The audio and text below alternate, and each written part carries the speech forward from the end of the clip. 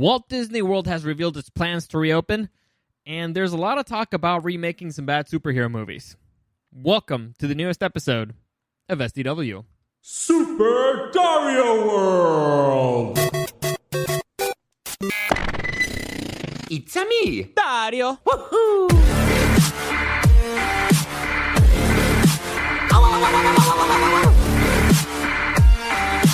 Let's go! Alright, so as always, any comments, questions, or suggestions, you can find me at Dario the Show on Instagram or at SuperDario_World. Also, follow my Facebook page. I update everything there, Super Dario World. I put the links to my other podcast there, the one I do with my kid brothers, Super Dario Brothers, and the one I do with myself in Spanish. I guess I should have said do by myself instead of... Anyway, doesn't matter. Super Dario World en Español. You can find... I put the links to everything up there, so it's the easiest way for you to stay up to date on whatever it is I'm doing. So let's get into it, because there's a lot of pretty interesting news that just came down from Walt Disney World. Now, it's a lot of people have are looking at amusement parks as kind of like the signal that everything's a-okay, right? It's a place where there's going to be massive gatherings of people, and so a lot of people have been keeping their eyes on what the hell the amusement parks are going to do, because from there they could actually start speculating about sports events, massive sports gatherings, and stuff like that. So, what we got so far is news from Walt Disney World, or the Walt Disney World Resort, and also some news about SeaWorld that's also in Florida. You need to understand one thing, though. Florida's numbers on the coronavirus are very good. Very, very good so far, in comparison to other states that have opened that are still locked down, but Florida opened up, and their numbers have been going down very steadily. In general, the numbers for coronavirus are pretty good. I think we're down to 700 deaths per day, and if you think about it, at the peak, we were up to 3,000, so it's been going down. Overall, things are going good. As I spoke about it yesterday, things at the restaurant, they're looking pretty good. You can feel the U.S. starting to slowly go back to normal, and so Walt Disney, the Disney Corporation, revealing all this news actually, makes me feel hopeful about the future. Now, it's still some ways off for Disney, and I'll get to those dates specifically. The Magic Kingdom and the Animal Kingdom are right now tentatively planned to open up on July 11th, and Epcot and Disney Hollywood Studios are planned to open up on Wednesday, July 15th. Why the separate dates? I don't know. Why those dates specifically? I don't know. I'm guessing they wanted to skip the 4th of July. I don't know, but they have a lot of stuff to get ready, so they have a reason for it. I don't know. I'm not part of them. They never asked me. And so, also, SeaWorld Parks and Entertainment Group, they've announced that the parks will, I believe that's the one over there. I don't know if it's the one here in San Diego, but they proposed that they will privately open on June 10th, which is way, way closer, and it will be open to the public on June 11th. Again, this is all based on the information right now. It might change if things change. But this is all stemmed from a recovery task force meeting that they had with a representative from the Walt Disney Group, had with representatives of the state. So we'll see. Right now, like I said, it's all the way out till July, but it's good to know. There's something about having a deadline. It's nice to know when it's gonna end. Just suffering indefinitely sucks. Knowing when things might end, it's like, all right, I need to. How long you have to suffer, so it makes things a little bit better. At least I enjoyed it a little bit more. Anyway, so here is how our things are probably going to look like, and I guess I should read you the statement of what's their primary concern. And McAfee, the representative from Disney, he wanted to make it very clear that this is a battle between what is dirty and what is clean. Certainly, as we reopen businesses, the job of the task force is to reopen in a clean, safe manner. Actually, that was a health official. My bad. McAfee says the following stuff. And Disney's McAfee, actually, he made a presentation about how things are going to go. And here's just some of the things that you can expect the next time you go into a Walt Disney Resort. They have plans for temperature checks for guests and staff. You will require a face mask and social distancing. There's going to be frequent signage, which I have no idea what that means. Honestly, no idea what that means. Numerous hand washing stations throughout the park and backstage. using plexiglass barriers at retail and food and beverage location. So far, all this is normal. Basically the same things as everywhere else. However, capacity will be reduced at park attractions, restaurants, retail stores, and transportation connecting the parks. This is also expected. However, the following, not so much. I don't think it's terrible, but it is a major change. So everything so far expected. Here's what you might not have expected: fireworks, character meet and greets, water displays, and other events that might create crowds or make social distancing difficult will be temporarily suspended. So also the park will expand mobile ordering platforms at its restaurants. It will clean high-touch areas frequently, and it'll basically the strategy will focus on 3 keywords: education, communication, and engagement. So, going back to the things that you might not have expected, I see their point about the key here is temporarily suspended, I guess, but canceling events that might create crowds. I mean, I'm assuming this also means the parade. The fireworks, I don't get. I honestly don't get the fireworks thing because you can see them pretty much anywhere from the park. I mean, I haven't. The one and only time I was in Walt Disney World is when I was like, what, 12, 11, 12? I don't know. Maybe younger, 9, 10? I don't know. Well, my kid brother was 4, so I was probably 11. And so it's been a minute. And, I mean, you can always see them. They're in the sky. You can see the fireworks pretty much from anywhere. You get a better view from somewhere else. But as long as you tell people or you close off certain areas, you should be fine. I don't see why you should cancel it. Honestly, I miss fireworks. Gotta be honest. I was just watching a show where they have this big thing with fireworks, and I was like, man, I miss fireworks. I used to live down in Mission Valley, and so sometimes I would just go out to. There was a park nearby. It was on a hill, and I would just lay out there, maybe with a date, maybe not, and just check out the fireworks from SeaWorld. It really sucks that they canceled those too. So I don't know. I guess if it's temporary, it's fine. And people don't really go to Disneyland for the fireworks. It's a nice cherry on top. It's a good way to end a nice nice little vacation, a nice little day. But is it devastating? No, I guess. Character meet and greets. Now that kind of sucks, especially for little kids. But it's understandable. You don't want to be. There's a lot of touching going on, and if you want to maintain social distancing, you don't want to encourage the kids to go up to the characters and stuff like that. Water displays. Okay, I mean, I'm guessing they mean just fountains, but the other parades that might create crowds, I'm assuming that means the parades and stuff like that, which sucks. It'll take some of the magic out, but hopefully, like this says, it will be temporary. Now, the whole taking temperature and stuff, I have no idea how that's going to work because, well, first off, it's in Florida. It's kind of hot in Florida, and so if you're standing in line, I'm guessing it's going to take longer to go in, right? Because you're going to be doing temperature checks to every single person who walks in. And so you're going to get hotter.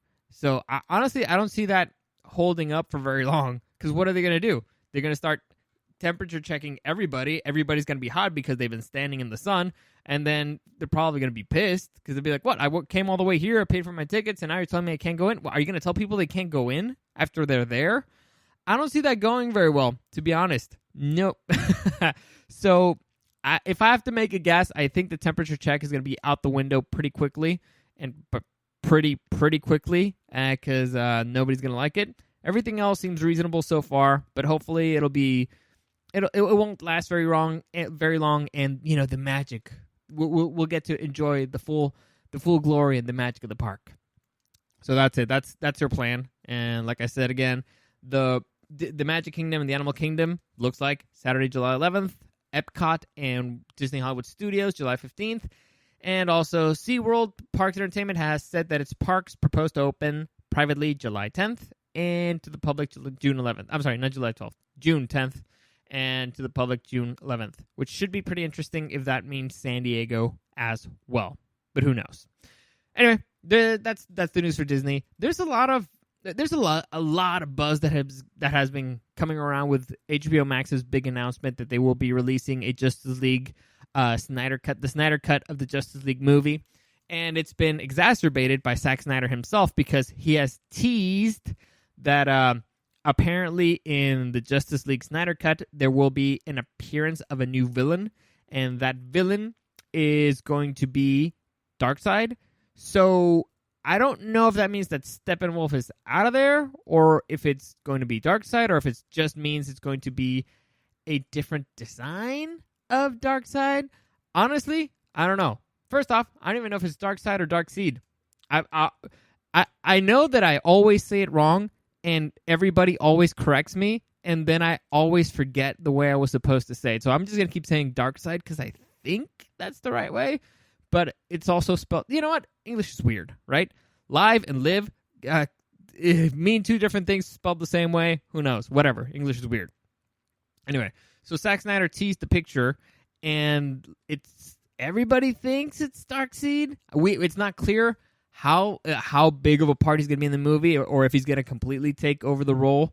And actor Ray Porter has confirmed that he played Darkseid in Zack Snyder's Justice League. So honestly, I don't know what this means. This completely changes the movie because there's a big difference between Steppenwolf and Darkseid in terms of let's call it DC lore. Also, does this mean that the way that the movie is going to be designed, because the way that I believe that the DC universe was set up was that, okay, here they're going to take the first Justice League, they're going to take on Steppenwolf, and the next one they would take on Darkseid.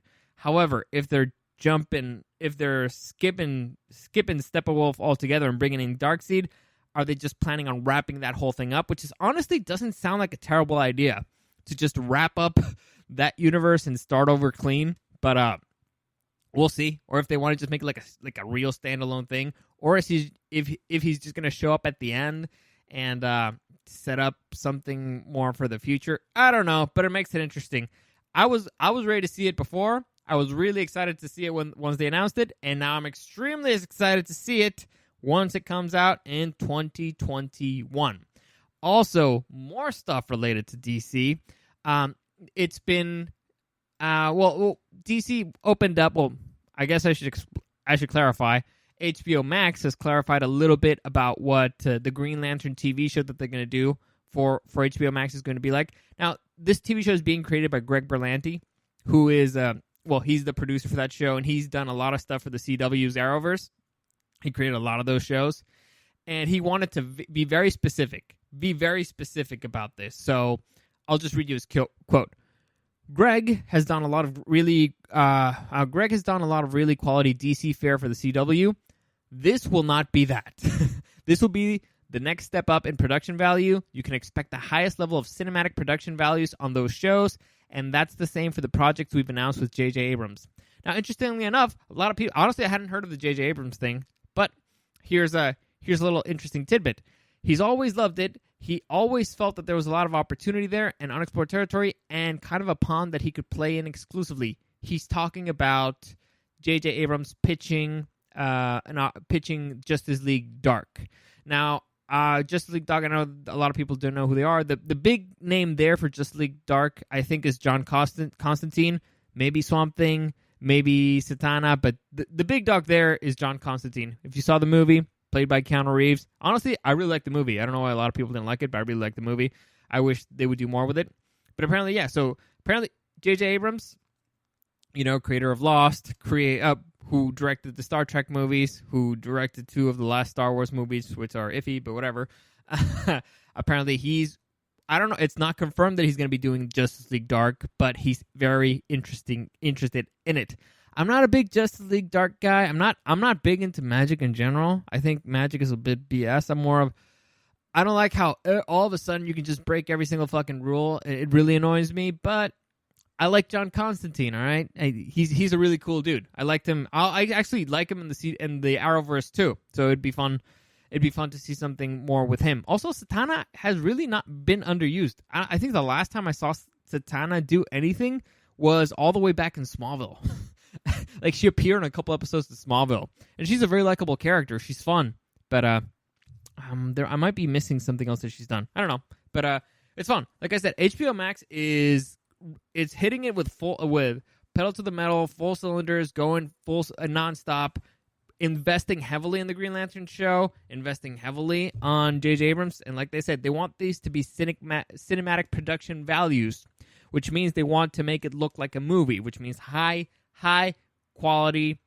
Well, at least visually it's going to have high quality. Hopefully it also translates to writing, but we'll see. And with Greg Berlanti there, I'm pretty sure it's fine. With J.J. Abrams there, I'm pretty sure it's going to be fine. So, honestly, the DC future is looking pretty good, at least in HBO Max.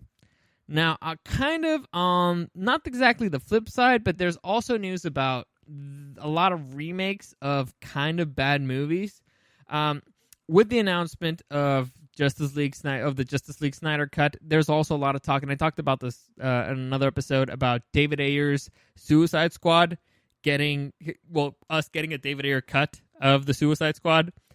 And it got exacerbated when he said, well, yeah, I mean, we could do it, but it wouldn't cost much money. Like, the Snyder Cut is costing HBO Max like $20-30 million. He could do it for, like, he probably wouldn't even need anywhere near as much money to do it. He could probably almost do it for nothing. So, I don't like that.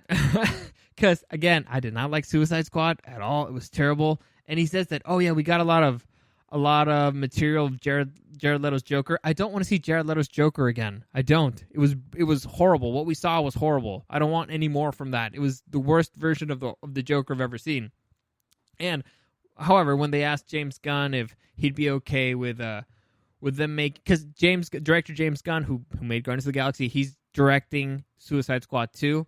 So they asked him, like, hey, how would you feel about them making, a little thing, a David Ayer cut? Would it fuck up your movie? Would it wasn't? And James Gunn is whatever, just do whatever you want. I don't care. It's not gonna affect what I'm doing. So, which is honestly good for him, washing his hands from this. But I don't like that they're planting the seeds. I don't like it. That thing should have died. That at least that version should die. Should stay away. And speaking of things that should have died, well, actually, I like that this one's staying dead, and it's pretty much confirmed that it's going to stay dead.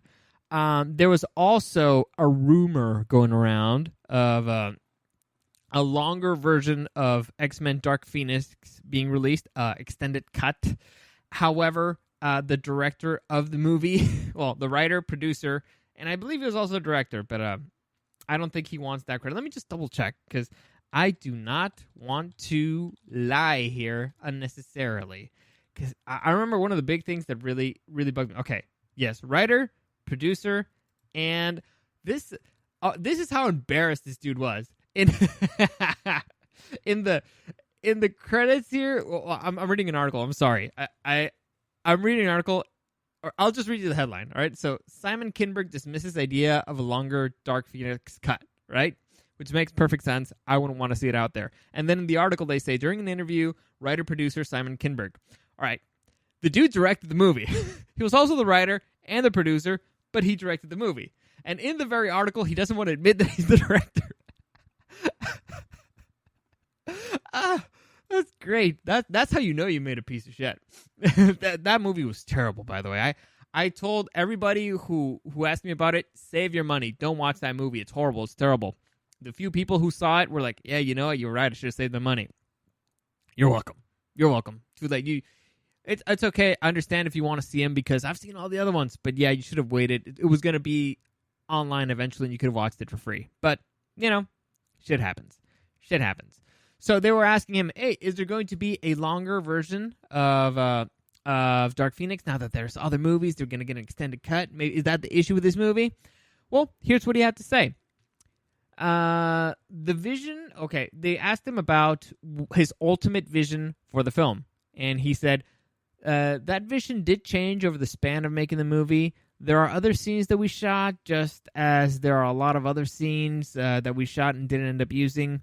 There were scenes we shot for that film, and the ending that was quite different than the ending that was in the theatrical release. To release a Kinberg cut, it would be just this. What is it? The writing, or is it this guy doesn't know how to talk, or is it me? I don't know how to read. To release a Kinberg cut, it would be just like we. Oh, okay. It was me. It would just be. Yeah. No, it wasn't me. To release a Kinberg cut, it would just be like we slice those scenes back in because those scenes were never completed because of visual effects and sounds. all of those technical aspects that go into completing films of this scale, it would take a whole lot of work, but I appreciate the support. With every movie, there are things you wished you did differently. On every movie, there are things you thought were great and perfect, and then you watch them and didn't think they were as strong as you imagined them, and you go a different way. Dark Phoenix was a hard movie because in its initial concept, when I wrote it, it was meant to be a 2-part film, and then it suddenly became a 1-part movie for reasons that weren't of my doing. Having to create around that massive change was a challenge of itself, and these movies are uniquely challenging. They're also... Okay, the other... Dude, this guy talks a lot. He talks a lot, but basically, he said that no. He doesn't want to do it because the vision that he released is the one that he had originally, which is weird, because from the statement that I just read, he kind of just said the opposite. He had to change. And first off, that thing would not have made 2 movies. It barely had anything. You barely had anything to watch in one movie. Making it 2 movies would have been horrible, painfully brutal. It was just a bad movie overall, honestly. It was just bad. So, and it just should stay dead. Honestly, I want more people to watch it just so that they could be like, oh yeah, that was a piece of shit. And it should be streaming somewhere. I'm not sure where because I don't care. I'm not going to watch it again. But even reading that was brutal. I'm sorry for you having to hear that. I'm sorry. I don't know what happened if I had an aneurysm, just remembering how horrible it was to watch that movie and I forgot how to read. But thank God it's in the past. Thank God if the director, writer, and producer does not want to make an extended cut, it probably means it's dead. Hopefully. Fingers crossed. Anyway, that's it for today. As always, comments, questions, suggestions, you can find me at Dario the Show on Instagram or at Super Dario World. Thank you for listening, and I'll see you again next time.